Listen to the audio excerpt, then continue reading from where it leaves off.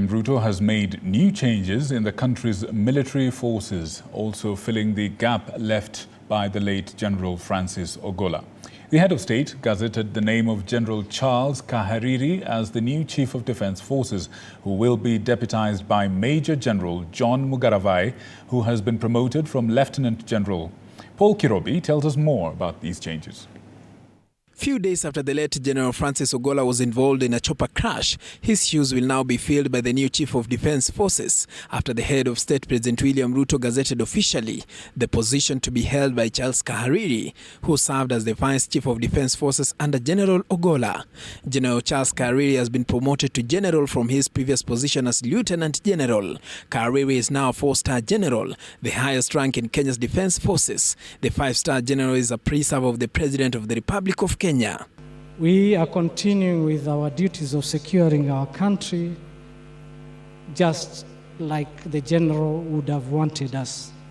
And his passing will only give us the impetus to do more. Sir, you have seen a son of a general. That spirit reflects the general and it transcends to all of us. The second topmost position, which was being held by Charles Kahariri as the Vice Chief of Defence Forces, will now be handled by former Kenya Air Force Commander John Mugaravai, having been promoted from the Major General to Lieutenant General.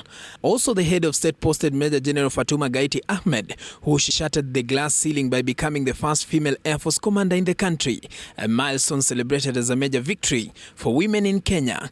Gaiti is not a new face to Kenyans, having hit the headlines in the year 2015 when former President Uhuru Kenyatta appointed her to the rank of brigadier.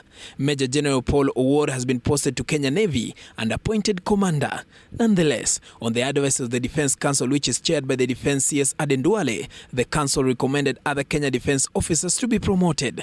Major General Said Mohamed Farah got appointed as the Managing Director, Kenya Shipyards Limited. Major General Thomas Njoroge Ng'ang'a was posted to the National Defence University and appointed Deputy Vice Chancellor Administration and Finance.